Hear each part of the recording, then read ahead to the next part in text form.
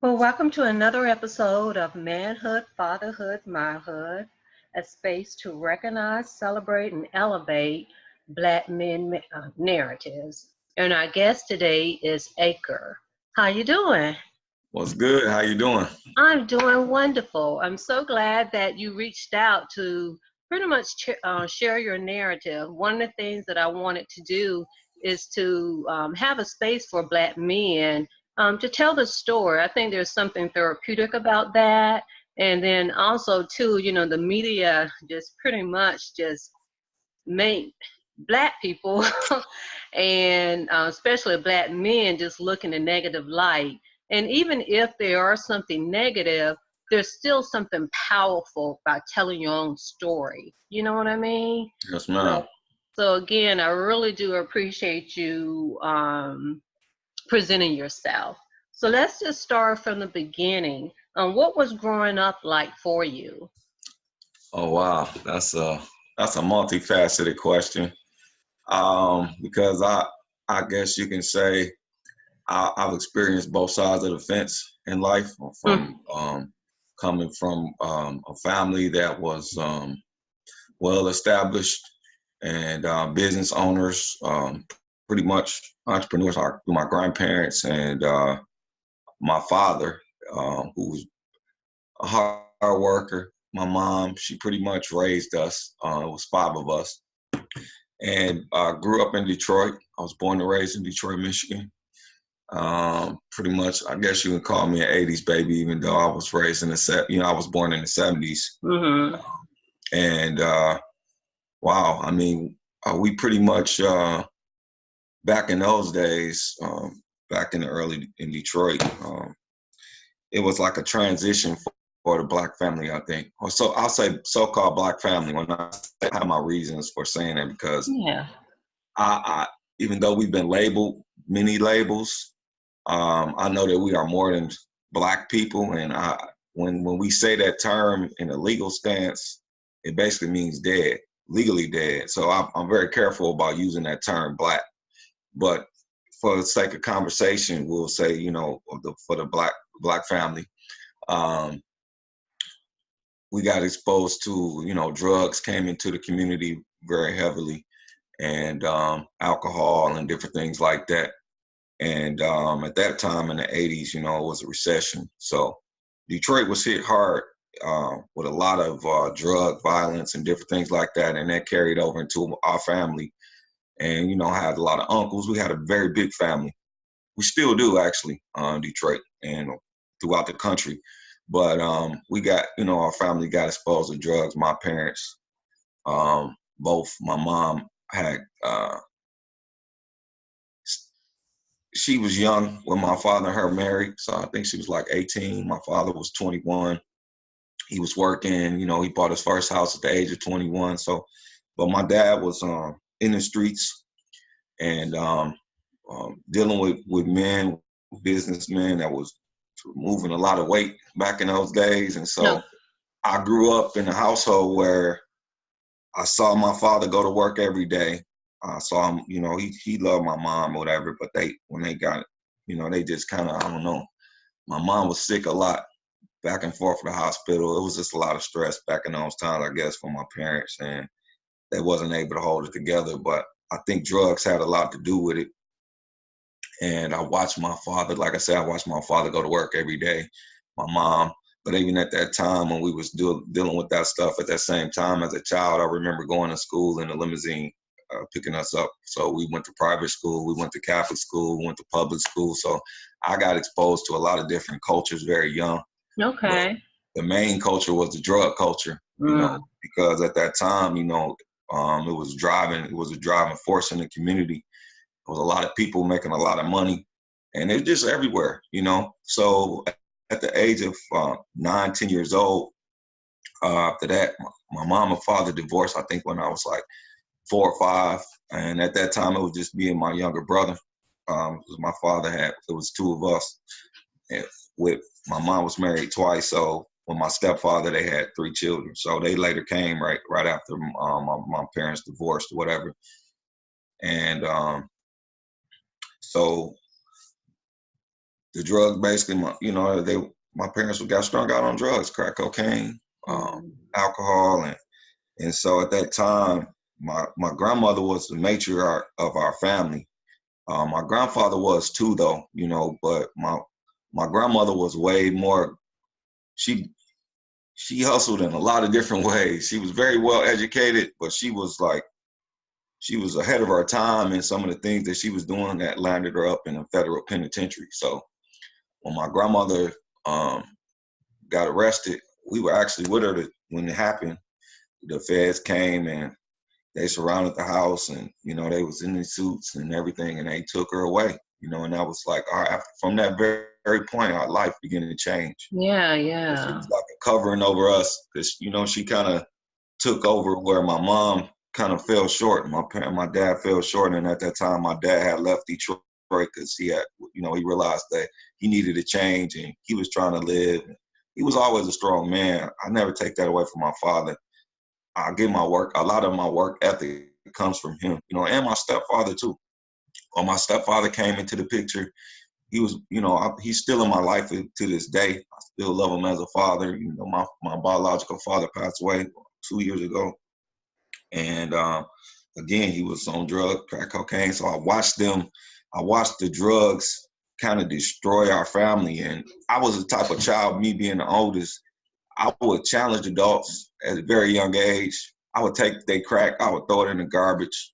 And then I became, a little bit after that, it just got out of control. And one of my cousins and his friends, they worked a deal out with my mom. And at that time, my stepfather they separated. So it was just us in the house pretty much. And my mom kind of let my cousins take over. And so they introduced us to drugs. And, me and my brother, at that time, it was 4 of us. And I don't know if my youngest brother was born at that time. Maybe he was a baby. And so we went to live with our father. They went to live with their father. And we was, elementary school, selling crack to our friends' parents, to smoking weed, carrying guns. All of those things that grown men do, we pretty much was doing that in elementary school, me and my brother. We also had paper routes. So we always knew how to make money. We went out in the streets. We would help our parents with food, with groceries, whatever they needed, from a very young age. So in 1998, we basically, our house burnt down, and my mom didn't renew the insurance, so we lost the house that we had, that my stepfather had got for us or whatever, and due to a fire in the middle of the winter. So here it was me, my mom, and our boyfriend, and 5 kids in the middle of the winter, and with nowhere to go. So we was living house to house. Just so happened, my great grandmother had a house in Alabama where it was paid for, but the state had taken her out of the house, and one of my uncles was the head of the estate, and so they worked a deal where we came and took over the house basically. And that's that when we left Detroit and ended up right in the middle of Birmingham, Alabama, and Central City. And by that, we was very much, even though we was kids, we was ahead of our time in a sense.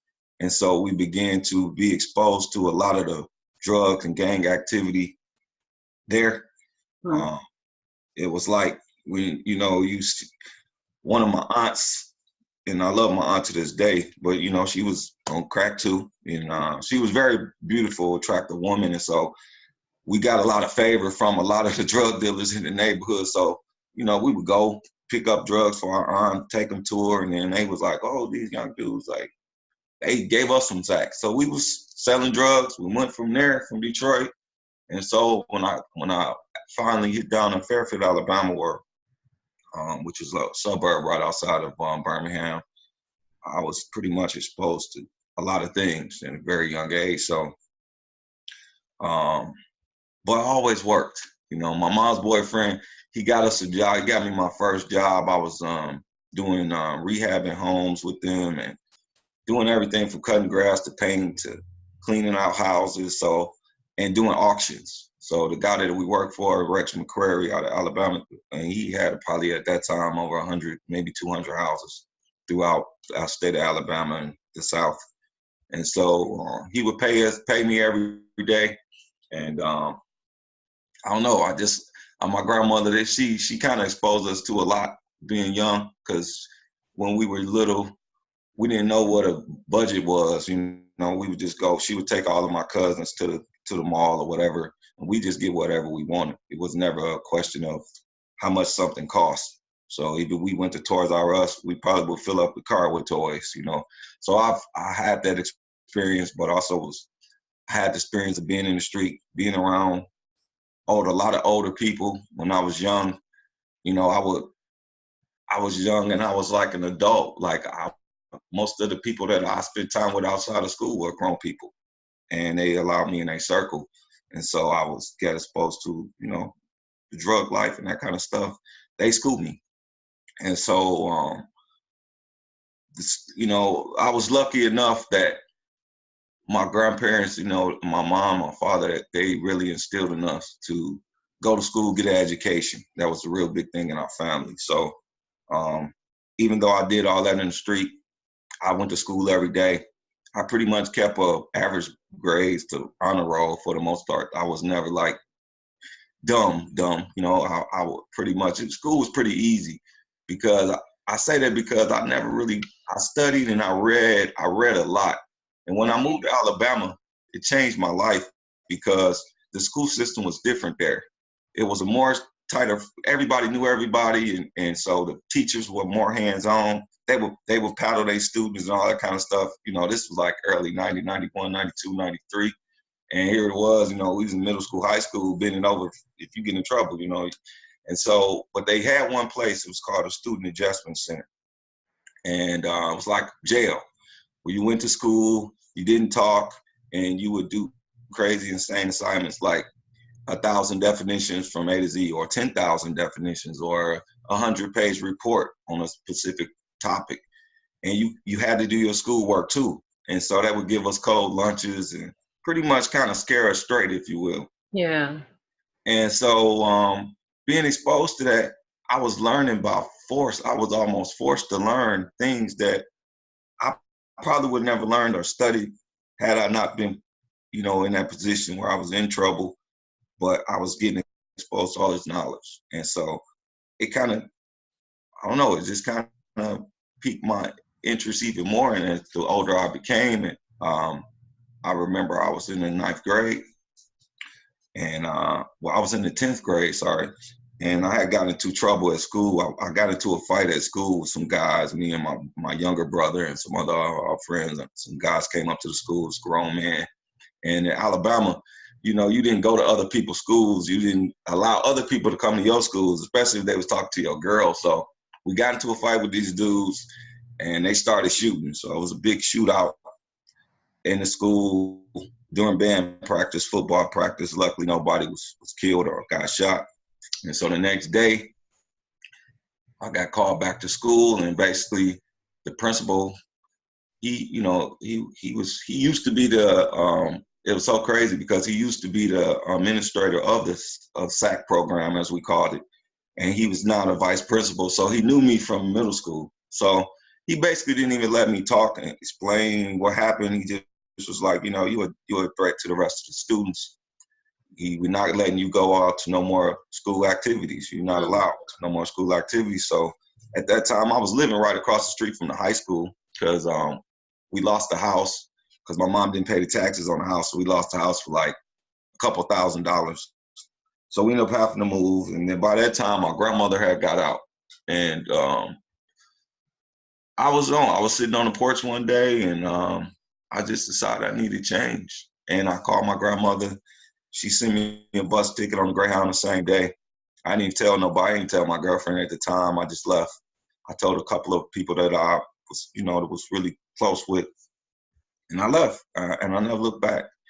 And when I got back to Detroit, I know my grandmother, she wasn't having it. You know, she was, even though she supported us in things that probably an average grandmother wouldn't, she still always some type of way had a way to keep us straight, even when we was doing wrong. Yeah. So if that makes any sense. Yeah. So, you know, so when I got back to Detroit, I had made up in my mind, like, I got to finish school. You know, I was in honors classes and all that stuff, even when I was in Alabama. So I just got I didn't know anybody. So it was like, I didn't remember, like, because we moved around a lot when I was younger. So I didn't really know a lot of my older friends. Only people that I really had contact to was like the neighborhoods that I grew up with. And my cousins, they still were stable. And they still live in the same neighborhoods to this day. So I kind of started running with them. But my focus had changed. And I still was I still was about business. I was doing all kinds of stuff. Even back then, as a young entrepreneur, I was selling clothes, gift baskets, radios, weed, whatever. I was doing it, you know, because I was, you know, helping them take care of my family, you know, even then. And I got young. I was started to, I guess, I got married pretty young, right out of high school. So I was basically in high school with a woman living with me, and she had a son. So I was raising a son. I was 17 years old, raising a son, you know, going to school, working jobs. And then when I got married, I decided to get married just off the whim because I had got accepted to Tuskegee University. And one of the counselors was like, well, you could bring your wife if y'all married, bring a girlfriend if y'all get married. So I was like, oh, well, let's get married, you know? And I just made a decision, get married, and had two beautiful sons in the process. But even though the marriage didn't last, you know, I learned a lot from that time. It gave me, during that marriage, even though it was, you know, it was some times where it was a lot of stress and we went through a lot with my kid's mom, it taught me a lot, and I grew through that and I feel like it saved me too, because at that time, you know, when we started getting grown, we really got exposed to more stuff in the streets. And I kind of retired. You know, a lot of my people was kind of shocked. They was kind of upset because I wasn't running. You know, I wasn't running. I just was like, man, I'm at work. You know, I'm doing what I got to do. Even though I would dibble and dabble every now and then, I ended up. You know, I never went to jail I never got no felonies or nothing like that. You know, so I was fortunate that I wasn't ever shot or beat down or nothing like that. You know, I got whooped on a couple of times, but I figured I had it coming because I gave out a lot. So, because I used to fight a lot when I was younger, I had a very short temper. And so, and I always was like defending myself because it seemed like a lot of people we was different, you know, we was young. We had this arrogance about us because we knew, you know what I'm saying? And so I think that challenged a lot of people for whatever reason. So we got challenged. So we was always, you know, defending ourselves and, you know, carrying guns from a very young age. Even middle school, I remember carrying guns to school, sometimes two. And it was just like that, you know, I look back on it and it was very stupid, but, you know, that was the environment that we was raised in. Yeah. And, but I was always fortunate no matter what I was doing, even when I was in the street. I would have like drug dealers that was like running a neighborhood. Like they would come to get me. They would come to my house and ask my mom if I could go out with them. So I used to be like young. I was in the clubs with grown men. And middle school, I used to be at college parties and all that stuff. So I got exposed to a lot of the partying and all that stuff young. So that's another reason why I decided I would get married, because I was like, man, I done did it. All this stuff, you know, I'm ready to settle down and make something out of myself, you know. And so fast forwarded to now, you know, I'm 41 years old, I'll be 42 this year. I'm married. I've been married 3 times. It's my third one's a charm, they say. So I just got married a couple months back. And so we got 5 children. I have a stepson in Michigan who's like 25. The one I raised, so he just turned 25 too. Okay. And I raised him, you know, since I was 17. And so now we got some grown children, and we are grandparents now. I got a grandson now. And since then, you know, I've always had a love for the community and love for the people. And so I've always volunteered and been a part of all kinds of things in the community, from any pretty much, even when I was young. I remember we used to do stuff for the March of Dimes when I was a basketball coach. He used to have us in wood shop. I remember one time we had to cut out like 200 monkeys and paint them. So I was always working with my hands, even in school, and always, whenever it was some type of art activity or something, I was always there. Me and my crew, as we call it, we was always there putting in work and, being creative. And so when I got married, I looked, I was just like a lot of young people. Mm-hmm. I was skilled enough then. I was able to get a job in a barbershop because I started cutting hair real young. So I thought I wanted to go to school for cosmetology. Being in the shop, working with all the pretty ladies and stuff like that was my dream for a young man like myself. But I didn't stick with it, and I ended up getting a job as a painter, and I've been doing that for the last 20 years. And I know I probably told you way more than what you asked, but it's just a lot, that I could share from as far as being a man and also living on both sides of the fence, from the haves to the have-nots, and really getting a real life experience of, what it's like to be out there as a so-called Black man in America, dealing with the things that we have to deal with every day. I was fortunate enough, though, at a young age to where I went through this phase, and I was like, the white man devil phase. Mm-hmm. When I was like 16, it was right before the Million Man March, and I remember, I'll never forget this. My grandmother, she set me down. She was like, because I started going to the mosque, and they had put me. I was in a part of this youth program at the church. I forget the name of the church, but it's the church that Aretha Franklin father started, C.L. Franklin, right there on Linwood. We was living right around the corner when we first moved back from Alabama.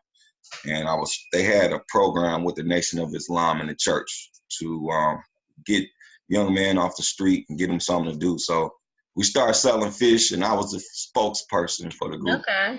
And the group didn't last, but that kind of sparked my, I guess you could say, my activism in the community. And so she sat me down one day, and she was like, "Don't you know, like, your family, we didn't come from no slaves. Your grandmother was Cherokee, your grandfather was Irish," and she was big on giving us our history. Okay. Letting us know, like, we came from educated people. Like, my great grandfather, he was a professor at UCLA. So we had educated people. Our family had land or whatever. My other side of my family, yeah, pretty much was the same. Got Cherokee, Indian, Blackfoot, all this stuff. So I'm like, and I always had people in my life.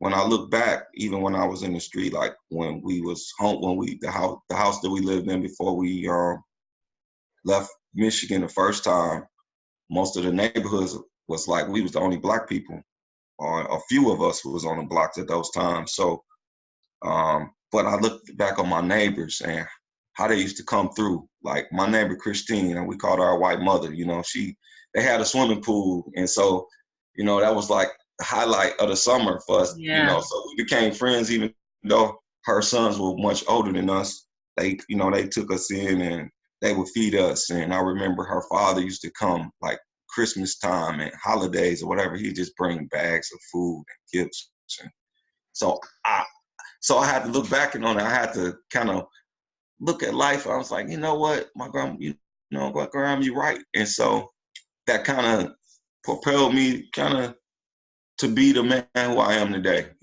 And even though I know it's a lot of things going on out in the community, I'm not slighted when I look at the world in a view. And that's why I was saying, like, I know that, we original people. So all the people on the earth came from us. So why we got to make these distinctions, even though sometimes they are necessary to bring about a certain narrative, so that we can, for once and for all, come to peace as a Black people, as a race, and have some, and finally get some justice, for all the things that have happened to us throughout the years, whether it was self-inflicted or not.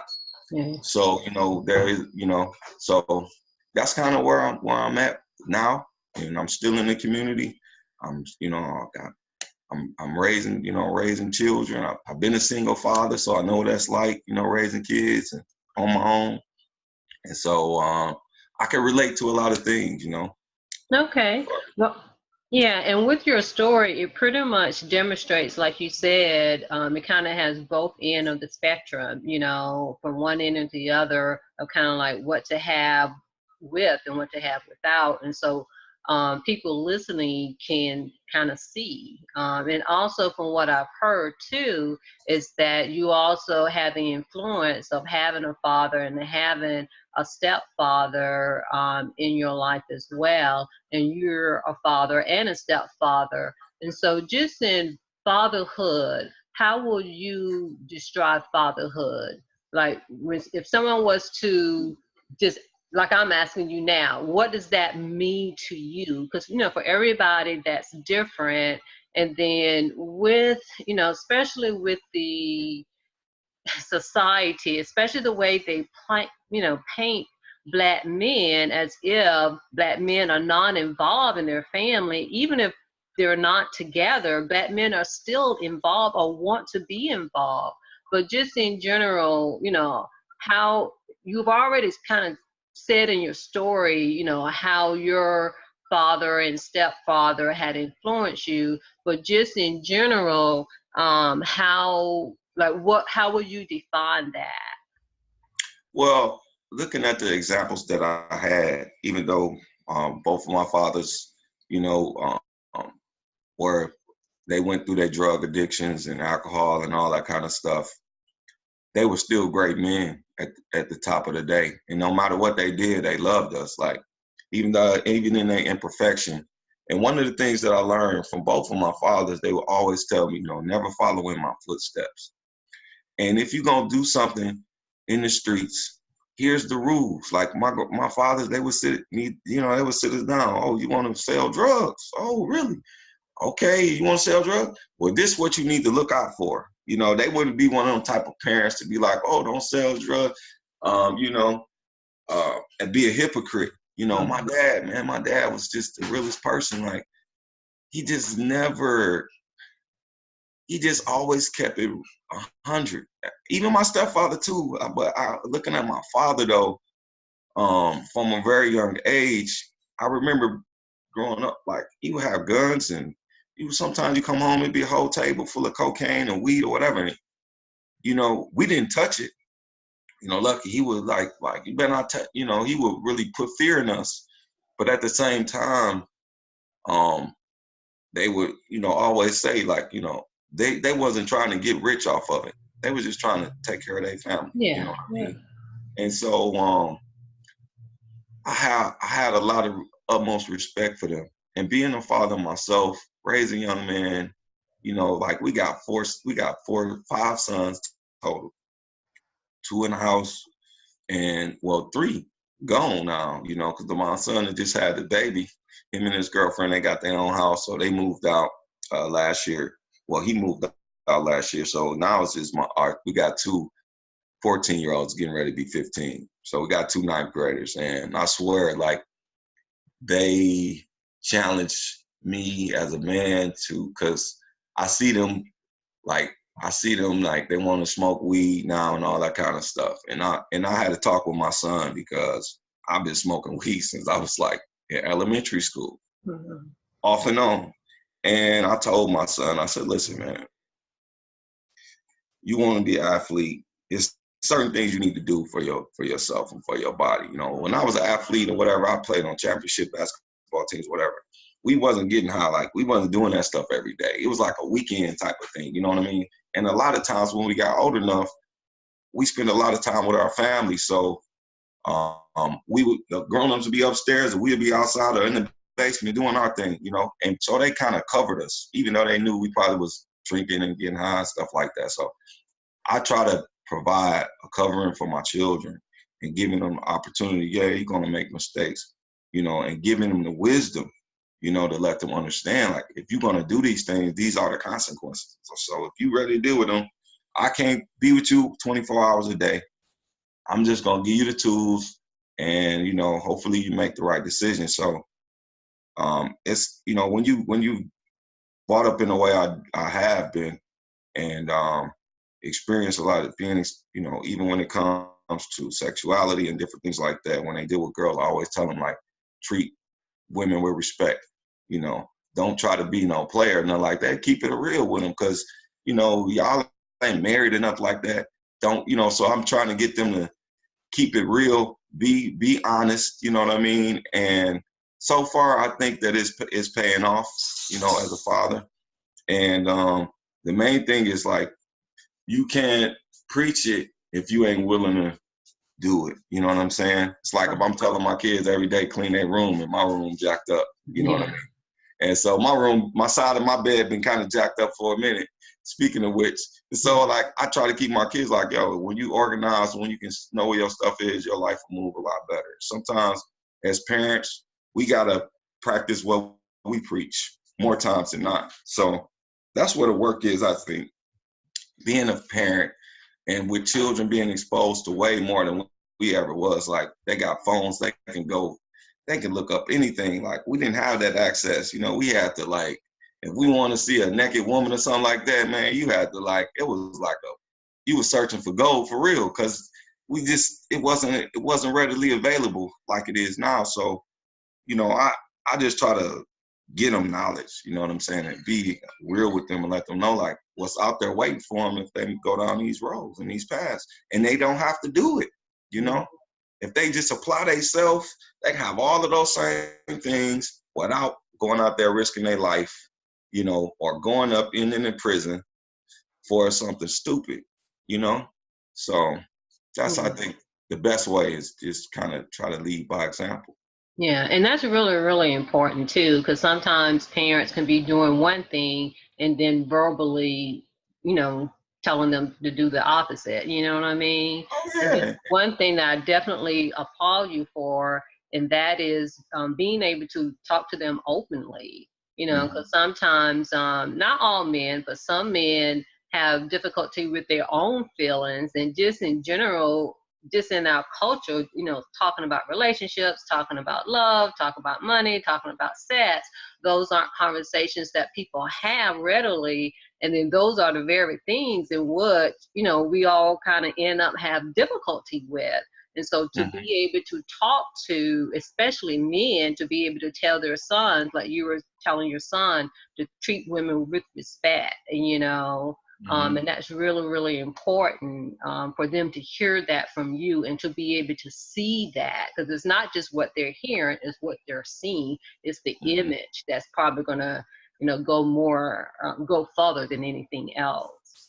Yeah, and I've had to learn certain things along the way, because I wasn't always the best example in that regard, as far as, like, respect. You know, sometimes, you know, you get into an argument, you say some hurtful stuff to somebody, but the fact of it is just being man enough to say, hey, listen, I've made a mistake. I'm trying my best to be a better person, you know, and really be sincere about what you trying to express, you know. And I think that's the key, you know, in all things, you know, just being sincere and being honest, because kids know, like, I could look back on some of the stuff we did when we was children, and my parents, like, they thought we was dumb. Maybe they did, maybe, but I was very wise. I knew about drugs and stuff. Like, I knew how to crack cocaine when I was in elementary school. I knew how to buy it, cut it, all of those stuff. And nobody, you know, really, like, set me down. I just picked up on stuff very quickly. And so kids do, they see us, you know, and there's a lot of times where my son would be like, Dad, you're a hypocrite. I'm like, you know what? You're right. But guess what? I'm going to be a hypocrite. But guess what? I better not catch you doing it, because I know if I go out there, I know how to deal with the police, whatever. I know how to talk to them. I've dealt with them. I've been in the streets. I know how to do, if somebody, you know, I've been in situations, life-threatening situations, you know what I mean, where people are trying to kill me, pulling guns on me, coming up in my house with guns, all kind of stuff. People getting your house shooting up houses, all of those kind of stuff. I done did it. I done seen it. I done seen people get killed in broad daylight, houses burnt down, women beat with no clothes on, all of that kind of stuff, just growing up in the neighborhood. So I try to tell my kids like, yo, I will say this, like, as far as our children, as much as they are like me, they're not like me, because they're way far more better than I was as far as like getting in trouble. Because the stuff little stupid stuff they be doing, my mind was like, that was elementary school stuff to me, and so I think I've done something right in a sense, being a father and not having no kids in prison or in the graveyard, because there's so many children out there now who just lost, and they don't have nobody to confide in, or people that they really can trust that got their back, so yeah, and we talk about all kinds of stuff. I mean, it took me a long time, but even I remember talking to my kids about like being approached by men for sex, that kind of stuff, being hit on by men and stuff. Like, we don't want to talk about that kind of stuff. Yeah. And it happened to me, a lot of times, man.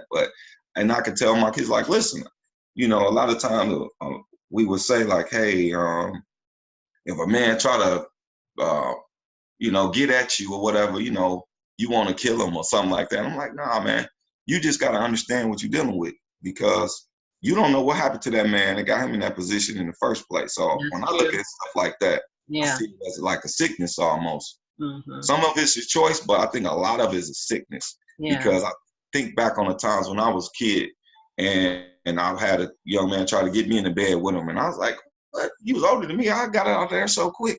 I never went back to play with that kid again.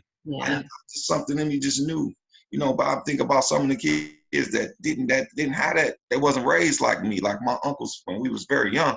They exposed us to all this kind of stuff, because the main thing they was concerned with, I better not see your ass walk around with a dress on, with a skirt, switching. Yeah. They was very much strong in that regard, as far as like exposing us to just whatever, but giving us wisdom, like, yes, and this is what a man, this is how a man's supposed to be, You protect your brothers. You don't let nobody hit your brother. I remember my dad when we was younger, as a kid, I was very fair. I wouldn't beat on a kid if he wasn't like my size or something like that. If he was my size or bigger, he could get it. But I was just taught like that. You protect the little ones, you know what I mean? And so I remember my dad one time, he told me, he said, you'll never let nobody hit your brother. He put a stick by the door. He said, if you don't whoop on them, I'm going to whoop on you. That's how we was raised. So I was raised to protect my brothers, like, and my mother. I wouldn't even when I was young, I wouldn't let no man, if a man hit my mom or something, like, I would be fighting my mother's boyfriend when I was in middle school and stuff like that, So I was forced in that position, but I don't regret it. And but it was what it was, So. Okay. Now, when it comes to relationships, we know relationships, it takes two, and it's what I've come to realize just in general, it's just a evolution of both people, just like where we all are in our lives at that time. But with you, just in general, any introspection when it comes to relationship, anything that sticks out? With women? Yes. Well, I would say I've evolved a lot since I've been in pretty much long-term relationships most of my adult life. Most of that which I was married, so I could speak on relating, because I've been in a relationship that's lasted for 10 years, 7 years, 3, most of the time, like I said. So as far as relating with women, what I've learned is that a woman is going to be a woman and a man is going to be a man. And our job is to protect and serve. And so that being said, I've never been a type of man to try to chain my women or force them to, or tell them how to dress, or I'll allow them to be themselves. If you love somebody, really, you're going to accept them as they are. You're not going to try to put a mask on them to help them fit your needs. You know what I mean? And if it don't fit, don't force it, you know. And a lot of times we as men, we get mixed signals. We think somebody like us and they don't, you know what I mean? It's just like, I found that I've gotten more with the truth than I ever got with a lie. And I also found out I was never a good liar. So every time I lie, it always come out. So if you lying, if you're trying to play games with her, most of the time women are very smart. They have an uncanny intuition. They will know if you ain't right. You know what I'm saying? Even if they don't trust their intuition, because a lot of women, they don't know their own powers. You know, and when you become conscious, you could, as a man, it's a lot of unconscious women out there, a lot of women that have never really felt like they ever been loved. So the first thing that show up for them, they put it all on the line. A lot of times they get used and abused, and the same thing for men. So I would just say in relationships, don't give out more than don't expect to get back more than what you're willing to give out. You know what I mean? So if you want love, if you want somebody to be honest with you, you want real love, like say, you can't handle the truth, but the truth will set you free. That's true. And so I've learned that you can be a man, you can live a life with someone and grow with someone and allow them to still experience life on their own terms. And if you really love somebody, you can still support them through their growth. Like if they decide they want to go across and be with somebody, whatever. Like for me, I was always taught, if you know what I'm saying, if the person really love you, they'll come back. And if they don't, they not. So I live that test to the fullest. Like if somebody feel like they want to leave or whatever, I'll open the door, I'll help you pack, I'll even cut you a check if I got it to give you. Because I don't want to be around somebody who's not trying to be around me, because that is the greatest misery. And I've been there. I've been in a household with at the end of relationships where we sleeping together, we ain't talking, we just there. Like I don't want to be in that type of existence. My needs not getting met fully when it's a lot of people with somebody else with you won't do, some 10 other folks will. So those are the lessons, like, and my grandmother used to always say, what's good for the goose is good for the gander. So it's got to be fair. So if you want to go out there and mess around or whatever, don't try to kill your woman. If she want to go out there and do because you did it. So that takes a lot of, it's taking me a lot of blood, sweat, and tears to get to where I am and comfortable as a man and understanding the nature of humans, understand not just men and women, but just the nature of humans. We're here to connect. I can't get mad because I can't try to tell my wife, oh, you can't talk to your male friends no more. We got all these things built around through religion and social programming, especially for Black people, because we're communal people, whether we like to think so or not. But we've been programmed into a society where everybody's every man for himself. So a lot of us are struggling because we don't know how to share. And when I say that, I mean that on every level. So once we understand that, the easier our life will become, because we don't be stressing, not worried about what Sue doing, all that. We can stay focused on what we got to do, and know with surety that, hey, if I'm rocking with this woman and this woman got I'm very fortunate. I have a woman that loves me, and I don't know how she do it, but she does. You know what I mean? And I love her, and I wouldn't trade that, because at the end of the day, you're always going to find somebody that's more attractive, that got more money, that, got all those things that you think you want.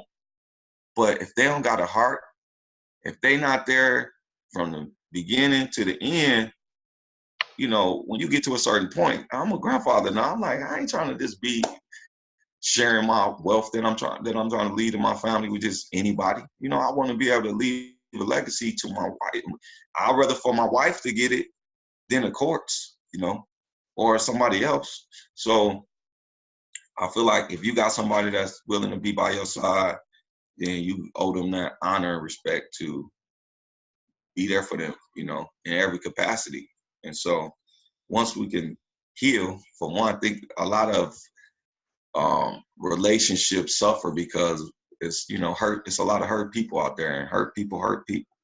So it takes a lot of, when you get to a point where you understand you attract what you are, and you can get in yourself and fix those things that you don't like about yourself, then you'll begin to attract the type of relationships that can be healthy. And even though it might not be always peaches and roses, you know, you're going to go through ups and downs. At the end of the day, you comfortable in yourself that you made the right decision, and you know, you understand life, that it's going to be like that.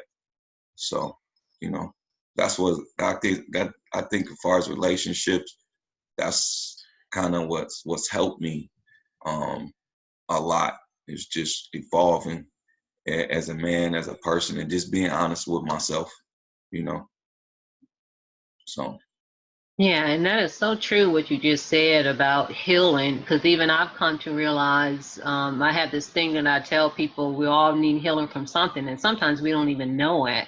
And then once we're able to sit down and really dig deep, and it's a process, and actually it's a lifelong journey. And everything that we've been exposed to, you know, you were talking about programming and society and all of this and that.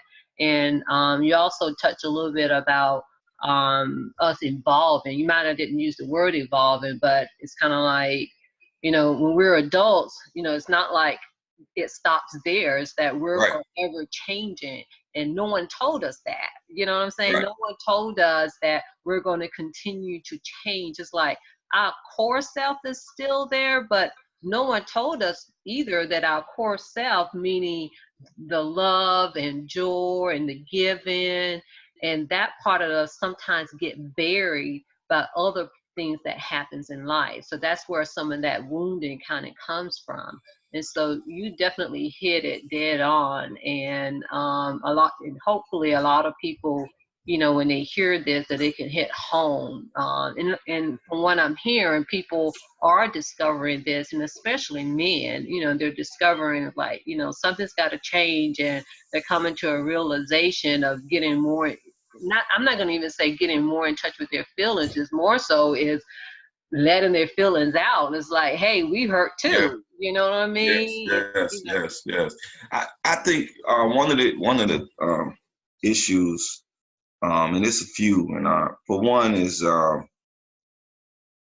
we went through 400 years of trauma Mm-hmm. and hell, and our family's been torn apart.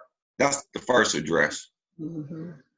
The second one is the household, that's that which carried over into our own families, generations being torn apart. I could be talking to you right now. Your name is Sharon. That's what my mom's called. They call my mom Sharon, even though her name is Cheryl. We are connected. You know what I'm saying? So Mm-hmm. we could be family and not even know it. So those type of things from that, and then childhood, childhood traumas, things that's happened. A lot of us was molested. A lot of us was abused, neglected, or we was just spoiled to a fault where we just felt like everything is just owed to us without putting in no work, so if we don't address those things, we just gonna pass it on. We're gonna keep out reliving and reliving and reliving. So I feel like my generation, I wanted to break the curse of my family, if you will. Like my father had two sons, I got two sons. Me and my father's life parallel so much. He got married young, I got married young. I felt like I married my mom the first time because I was looking for a mother, because my mom just let me do what I wanted to do. I was telling my mom what to do. I was giving my mom counseling and still do sometimes. And so I'm like, I want to be the son. I want mama to come home and hug me and cook me a meal. And, even though my mom cooked, she wasn't like real emotional with me. Yeah. Maybe so like she was, because I had to get out the way for my other brothers. You know what I'm saying? And then she was sick a lot. So in her sickness, so she couldn't really give us that nurturing. You know what I mean? Yeah. My grandmother, she was like, she one of them type of grandmothers that demand, like when you go see her, the first thing you got to do is hug and kiss. She wasn't necessarily like that, but she basically gave us and showed us the world, So and even my other grandmother, I don't want to take no credit for her, my father's mother, even though she is alive and we don't really have a relationship at this point. which, you know, it's not my fault, but I would say those, and also too, society and through certain religion, and also with the music, the culture that we've have now, where it's like money over bitches. You know what I'm saying? Like, we calling our women bitches, we calling our women hoes, we disrespect our women so much. You know, we walking around with our pants hanging down our ass out, and we wonder why people don't respect us. You know, a lot of it is because they ain't respecting everybody on the planet knows who you are, you know. And when you become conscious that you talking to God, the person that made that where you came from, you start to look at stuff a little bit different. And I think that a lot of times women have been so beat down that they let men call them bruh and man and just talk to them any kind of way. These young kids now, I'm like, what the hell? Like my son, I had to check my son, and my daughter call herself checking me like, oh, it's just a word. I'm like, why are you letting him call you bruh? Like, you're not a bruh. Like, so we gotta stay. We just can't just allow stuff like that to happen and not say nothing and just act like it's normal. Like, I sometimes, even though if I'm mad or something, I've called a woman a bitch a time or two, and they acting like one, but I know in my heart that that's not who she is. You know what I'm saying? I want the best for her, no matter what, whether it's for me or somebody else.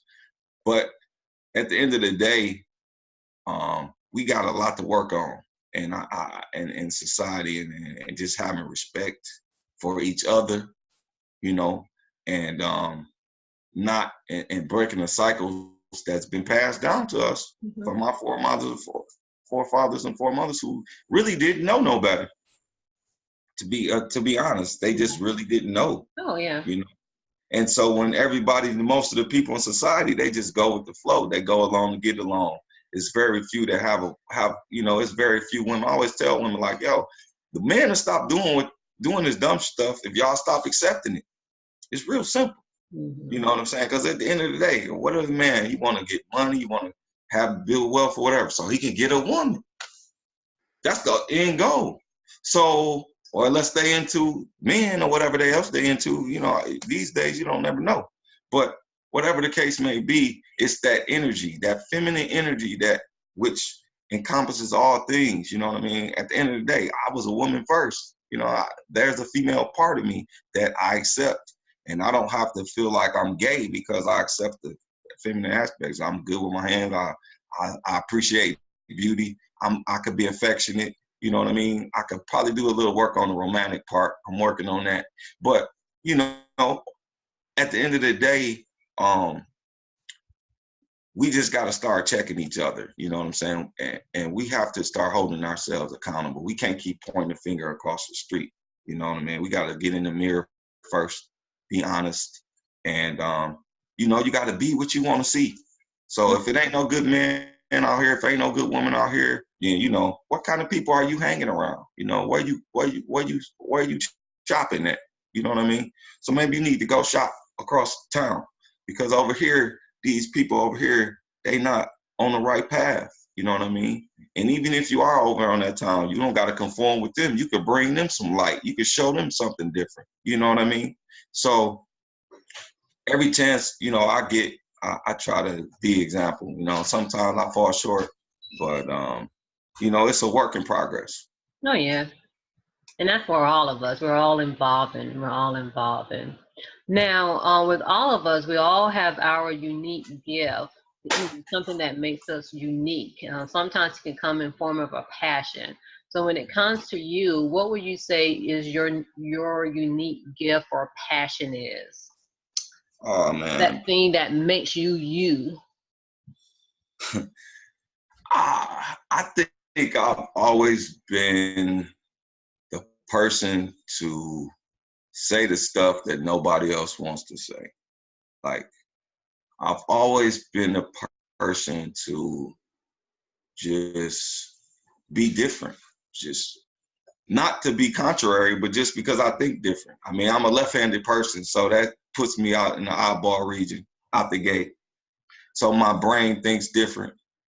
And being that I've experienced so much. I've been exposed to so many different cultures. Unlike a lot of men who just grow up in the hood, they don't never travel. All they see is blight and bullshit every day, and that's what they watch TV. They listen to rap music. They don't expose themselves to nothing. Whereas me, you might find me at an orchestra. I might be at a damn bar mitzvah. I'm very universal, and one of the things that I've experienced that I've noticed by myself that it brings me joy is when I create, and a lot of times I write. So even when I was a very young kid, I remember me and my mother wrote a poem, and it was a Christmas poem, and it ended up winning it ended up being published in the Detroit Free Press. And so I've been writing for a long time. So like you follow me on social media. I like to play with words. I love to challenge the status quo in a sense and just do stuff to make people think, and mainly myself too, because I use my social outlet. It's almost like a living journal where I can just be so blunt and honest and not having fear about who gonna like me and who not gonna like me. I feel like if I'm honest and I'm myself and I'm just raw, I'm gonna weed out most of the fakeness and the people that's not got my best interests out the gate. So, I can just be myself and I don't have to feel like I gotta conform to fit into a certain society, to fit into a certain. I'm not here to fit in. I'm here to change and change myself for one, but also be a change agent for the people around me to help people think like, yo, you have power. Use it. You have power in your words. You have power in your hands.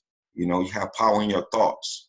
And once you understand that, how your thoughts and your feelings and actions and things you do attribute to what you experience in life, then you can begin to become masterful in a sense where you can be very intentional with your life's purpose. So for me, I think my uniqueness is just being myself, because I see so many people trying to be somebody else, So that's my I would say that's my most unique uh, gift that I would say, just being me. Yeah, and that's all we can be, is be authentic. I think the more authentic that we can be, then that's when we can truly give our gifts and things really start happening. Yes. Yeah, Yes, most indeed. definitely. Yeah. But now with men, a lot of men have difficulty reaching out for help, asking for help. So if a man is, especially Black men, so if a man is struggling, what advice or what suggestion will you give him if he's struggling or is in a dark place? Like, God, universe, life is very, has showed up for me in the most times. And the times when I thought that nobody cared, or she didn't love me, or my kids didn't love me, whatever, is when it would be like the same. Whenever I would, for one, recognize it. You got to recognize what's bothering you. And when you can speak it and articulate it, I've had a lot of counseling. I've had a lot of coaching. So you have to find somebody that you can talk to and build with. Because I always say, I don't trust people that don't trust people. That's one. So if you're a man and you're going through something, just know you're not alone.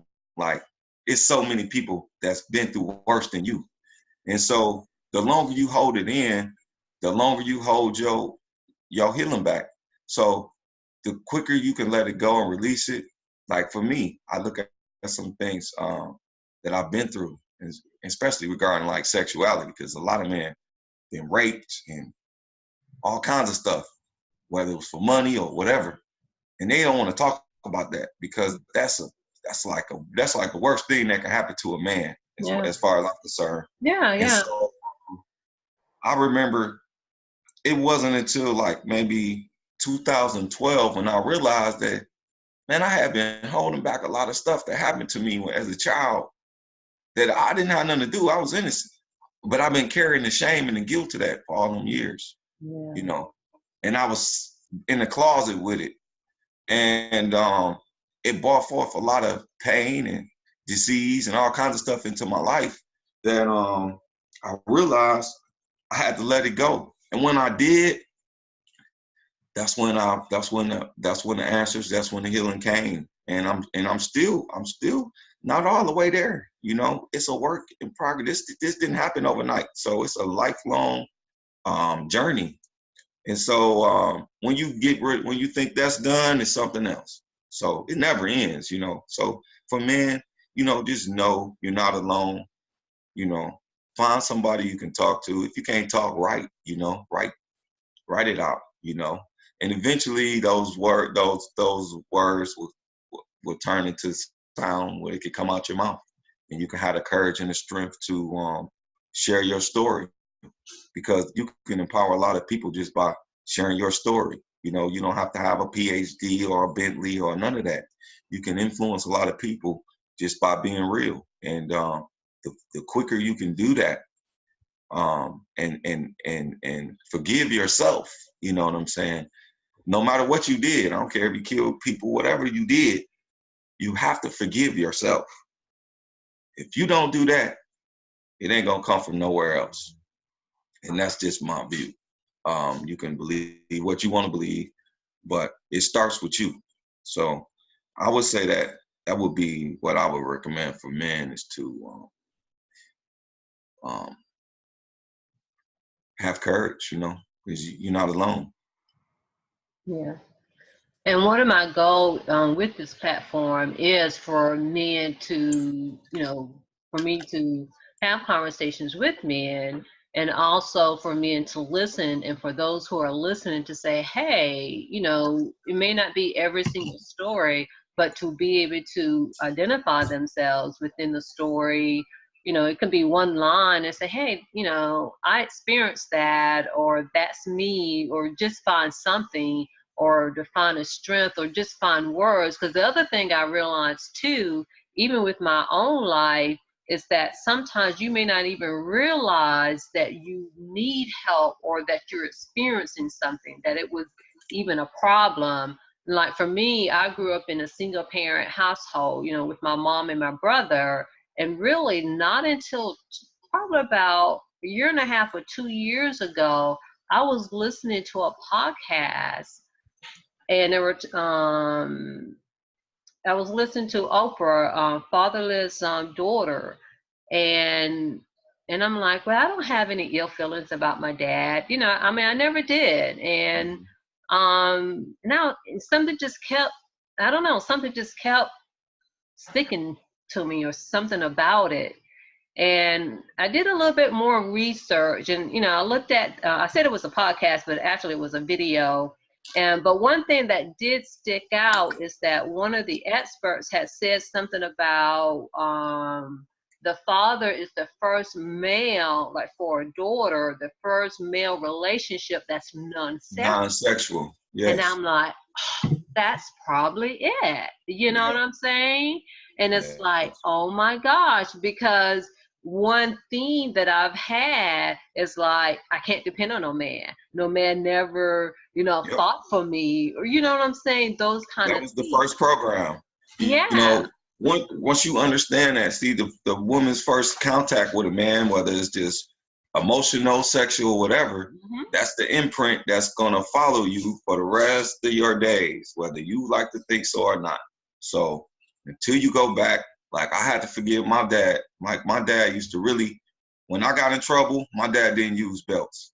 So I took punches, I got body slammed, I got my ass kicked at a very young age. I wish that I had got belts. Yeah. And I was always like, damn, why my dad so hard on me, man? Like, damn, like he didn't. He was relentless in sometimes when it comes to that, but it didn't happen often. But when it did, let's just say I remember. But I had to forgive my dad. I looked at his father, my grandfather, and some of the things that he did within the family that tore our family apart. And I really had to forgive my dad, you know, and my brother, he still hold a little bit of resentment towards my father because the relationship was kind of strange. My brother was like a mama's boy too. Yeah, yeah. And so, you know, he was like, he felt like my dad could have always did more. And I did too, even up until my father passed away. I had like this thing with my father where it was like, man, like, you supposed to be you know, in a position to help me, but most of the time I'm helping you. You know what I'm saying? I'm listening to your problems. I can barely talk to you about my problems. But when I did, you know, my dad, even though he did everything he did, he went to church every Sunday. He cut the grass. He used to take care of people's lawns in the neighborhood. Mm. And so I had the good outweighed the bad, you know what I mean? And I always had the utmost respect for my dad, no matter what. Even my stepfather to this day, I watched him in his in complete madness. Mm-hmm. And at the end of the day, you know what I'm saying? Like, I had to forgive him. Mm-hmm. And that's where the power is, in the forgiveness. Mm-hmm. Because if you carry that, you can't take it back. And I look at my daddy, I was like, man, he never visited us. He never came to Alabama. He never came to North Carolina. And I've been here since 2006. And I was like, you know, I would have paid for it. He gracefully paid for it. But my dad was the type of person where if he couldn't bring nothing to the table, he wasn't coming. Period. So when he lost his job, you know, after working for a company for years and years, I just watched him go. And I remember one time, the last time I saw my father live, it was an experience that I'll never forget. And at that point, my dad, I knew he had given up because he got diagnosed with cancer, and he started back smoking crack. And that right there, when I saw that with my own eyes, I made peace with my father from that day. And I told myself, I love my dad. That's his life. Yeah. It ain't gonna be me. And the last time I spoke to my dad, he was asking me to send him some money. And I remember it was like it was yesterday, and I was telling myself, like, man, me and Pop's gonna have a talk. You know what I'm saying? Like, you're not just gonna keep calling me for money. You know what I'm saying? Like, he'll give you anything, but it gotta be reciprocated. We can't keep, you know, even with my stepdad, I had a conversation with him. The same conversation that I was gonna have with my father. I never got a chance to, but that changed my stepfather's life to this day. And he ain't smoking no drug. He's been on ICU twice in the last 2 years. He was in a coma for over 30 days and came back. And another time after that, he was the same thing. He was on life support for days and days and weeks. And he came back. And when I saw my stepfather looking the best he ever looked in his life, and that was like that was the father that I always saw, you know what I mean, shining. And even though he ain't rich and all of that, he still gave us everything he had. And one of the things that my stepdad instilled in us, he said, if I can't buy for none, if I can't buy for all, I ain't buying for none. He never made a differentiate from me and my other brothers. If he couldn't buy everybody something, and he would take us to the mall and get us custom-made suits and stuff like that when we was little, but he wouldn't do it. And so no matter what, you call them crackhead, drug addict, alcohol, whatever you want, they always dressed, they always was presentable. They never was just like no dudes well, they was kind of crazy too. But at the same time, they did more good than bad. So I had to give it up to my fathers and my uncles too. Mm-hmm. So, you know. It's kind of like, in its own way, even with those relationships, they still, like you say, it has some positive effects. Oh yes, no doubt. Yeah. I mean, I got a plaque on my wall right now for my father, where they interviewed my dad, this Jackson citizen, right after he lost his job. And he was looking, and he had to go get back on assistance and all that stuff, and that killed him. Like, that just took that took him, because he couldn't get a job. You know, he's 50-something, 60 years old. You know what I'm saying? He used to doing for himself, and he was just like, he just pretty much was like, forget it. You know, he just rolled it out. And but through all of that, you know, I learned that, you know, not to ever give up. And, you know, if you want to have respect, you know, you gotta be that what you say you are. If you say you a man, then act like one. Do the things that men do. And so that's what and if you wrong, be able to stand on it and say, yeah, I was wrong. And okay, next. So that's, you know, that's what I got from those men. And even the men in my community, I was always fortunate to have men who was like my friends, fathers, or people in the community that just, they showed us the way, you know, some type of way. So I'm grateful for that. And that I was able to stop and listen, because a lot of my brothers didn't make it. And sisters, by the way. Yeah. They're not here to tell their story. So. Okay. Now, in closing out, any last words that you would like to share with people? Well, I think at this point in time, I think if we want to make an impact as men, we got to first start at home. That's the first place. So if you got children that's not in your home, or you got 10 baby mamas or whatever, you got to do everything in your power. And it ain't all about money, to try your best to be in those children's lives. If you got issues, you know, you need to deal with, if you got sickness, you know, go get some help. It's people out there that's willing to show you and help you. I don't care what, if you homeless, I don't care what you did.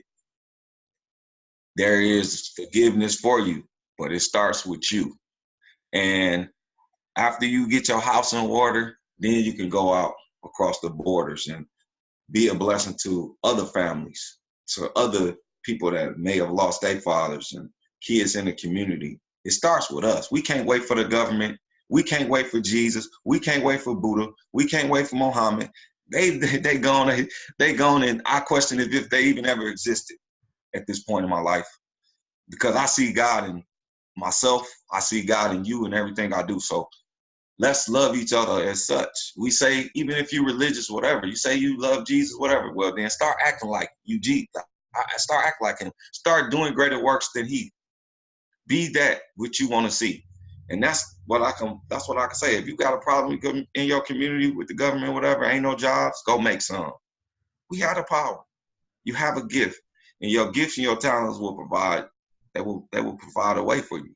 So we don't got to go out there and sell our soul and risk ourselves and go taking, because the drug game is over with, y'all. Everybody's snitching. Okay. You know, the police is crooked, the government crooked, the attorneys is crooked. They taking your rights every time you turn around. I don't care if you're black, white, whatever. The game is to be sold and not told. So if you think it's a game, then they got somewhere for you. And that's all I can say. Whether it's in the cell or jail cell or in your own personal hell, because you failed you didn't step up you didn't right your wrongs. You know what I'm saying? And if you out there and you put in a lot of work in the streets, like I did, like we did, you know, then you got that much more work to do to get the streets back in order. Because I can go look at my communities back in Detroit, and there ain't no houses on the block, and I'm like, damn, I seen that house get blew up, and I ain't trying to stop the person that did it. Yeah. So I'm just as responsible as he is.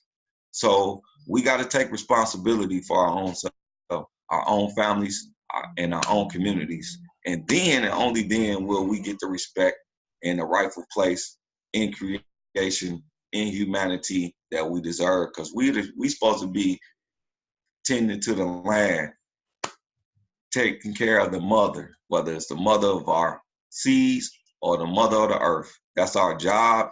And you can try to get out of it if you want to. We'll see you on the next round, because it ain't no escaping till you go through this cycle. So I think that's where we at. I see a lot of greatness coming. I see a lot of people waking up. I see a lot of men, all colors, because this ain't just a black thing. This is across the board, you know. But we get caught up in the black thing because that's all we see. We don't interact with other people and other cultures to realize they go through more way fucked up shit than we do. The same thing. It's not a black-white thing, but we have helped to co-create it based on a paradigm, because we've been trapped in a paradigm because it's never been corrected. So until it's corrected, then we must be erected, and that's it. So I got to get ready to go to a meeting at 12, and Okay. it's been a great pleasure to have this conversation. I hope a lot of people get a chance to see it. I hope it touched some people, and you know, I don't do what I do for money. A lot of times, I do what I do out of love of my heart, and that's, you know, that's where it all starts anyway. So that's it. Well, again, I really do appreciate your time and your Well, thank you, contribution to this thank project. you. It's an honor, and you know, to be of service. So anytime I get to be of service, if I can do it, you know, when it's time for service, ain't no time for nervous. So that's where we at with it. And I wish you well with your show. Maybe we can get you to come on our show, and we can have this discussion. I know we got some youth groups and some things we getting ready to do this summer, and just moving forward. We got a training program that we're developing for youth and also for men or women who want to learn a trade. So we got a lot of stuff we're working on in the background that's coming to the forefront. We got a business series. I don't know if you see it on there, the Fortress Business, where we taking and showing families how they can take $10 a month investment and break the economic yoke that's been put on us and our families, so we can build some wealth within our community. So that's what I'm all about right now, is building. And if you ain't Okay. about that, I ain't really got we ain't got a lot to talk about. Well, okay. Well, again, I really do appreciate your time. Okay. You're welcome. All right. Peace and love. Thank you.